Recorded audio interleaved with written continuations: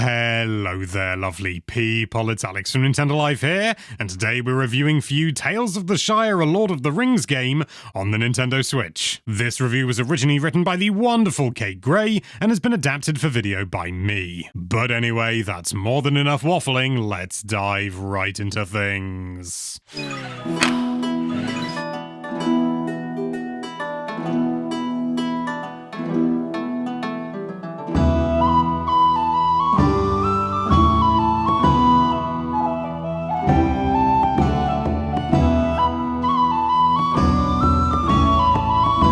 Lord of the Rings cozy game made by Weta Workshop, who made the sets, costumes, and props for the beloved Peter Jackson movie trilogy?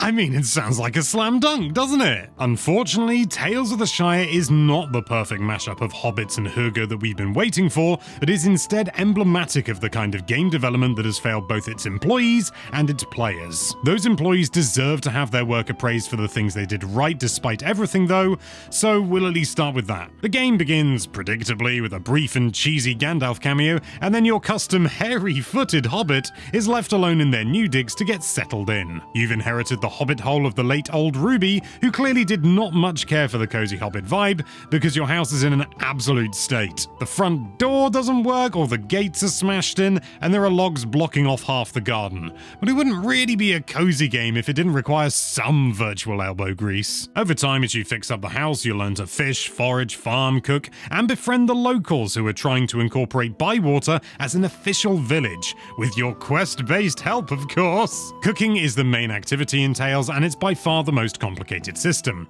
Your meals are defined by two axes, chunky or smooth, and crisp or tender, as well as four flavors, sweet, salty, bitter, and sour.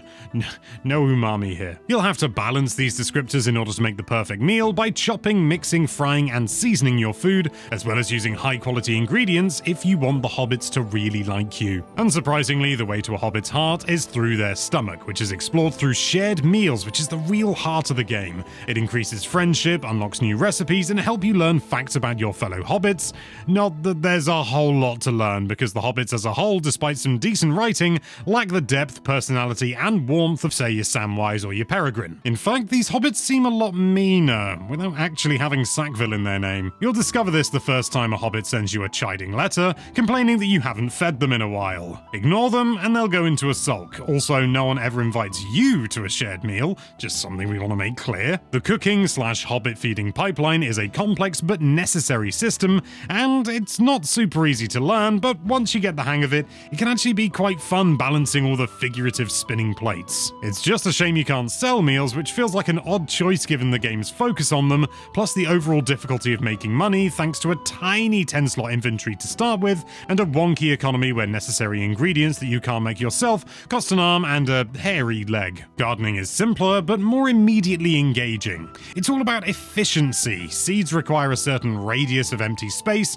so you'd be squeezing radishes between cauliflowers with but a pixel to spare, and it's very satisfying when you do, and each plant also has designated companion plants, which increase the quality of all the crops involved. Interesting side note, companion planting is a thing in real life as well, but it doesn't usually improve the quality of what you get, just reduces the chances of pests. Usually. Getting the perfect raised bed is incredibly rewarding and feels like a masterpiece of hard work and maths. Hobbit hole decorating is similarly simple, focusing less on ultimate customization and more on a few select hobbity aesthetics. You can change the wood color, make the walls colorful or brick-lined, put lamps or plants in every doorway, and then you can scatter a bunch of tasteful dwarven wood furniture as well. It doesn't take too long for old Ruby's mess of a house to turn into a lovely hobbit home. But the dominating feature of this game isn't the hill-based architecture, or the tea parties with passive-aggressive hobbit friends, or the seed distance calculations.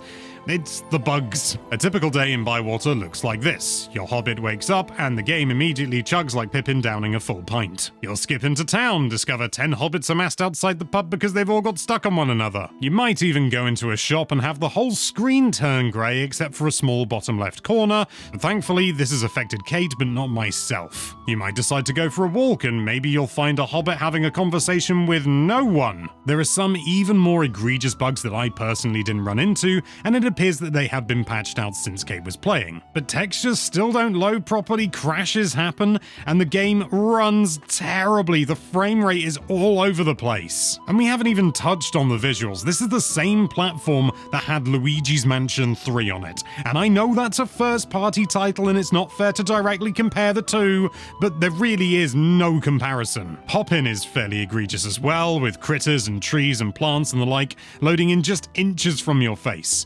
No doubt there are more patches to come, but there is just so much to fix right now. Ultimately, Tales of the Shire is a tale as old as time. A mismanaged mess rushed out the door with a lack of respect for the players or the game's developers, who deserved more time to finish it properly and clearly cared tremendously about it. But according to reports featuring voices from inside the studio, the project suffered from a lack of experience, direction and support, as well as layoffs, delays, publisher shutdowns, poor management, and our old friend, crunch. These challenges seem to have led to a game that's muddled at best and unplayable at worst, and it's just not worth what it apparently cost the people who made it. It's really hard to enjoy a wholesome game knowing that the story of its development is reportedly anything but. As long as the games industry keeps chewing people up and spitting them out instead of supporting and growing talent, this tale will keep repeating itself.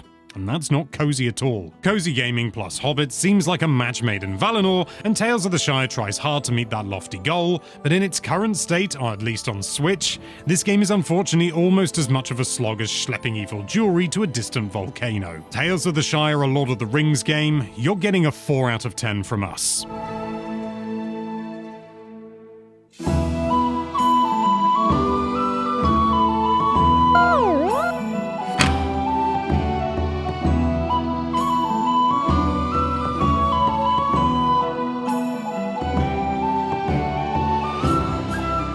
When you load up this game and one of the first things you see is this bird, you know that there's something deeply wrong with how this game was developed. It's a very old school game in terms of its game design, which I don't think is inherently a bad thing, but it is missing some modern expectations. You know, you run around and it does almost feel like, I mean, the visuals don't help it at all, but this almost feels like a visually impressive Wii game in terms of how it looks and its design, because it's very, very old school. You know, you've got a lot of like fetch quests and a lot of simple basic mechanics. Cutscenes are usually using like baked in standard animations. You know, this character then looks shocked and there's no like voice acting at all. It's very old fashioned in that sense, which again isn't necessarily a bad thing, but it does feel out of place. But there are some nice little ideas in here. Things like the waypoint system. It doesn't have like a big waypoint or a compass that you go towards.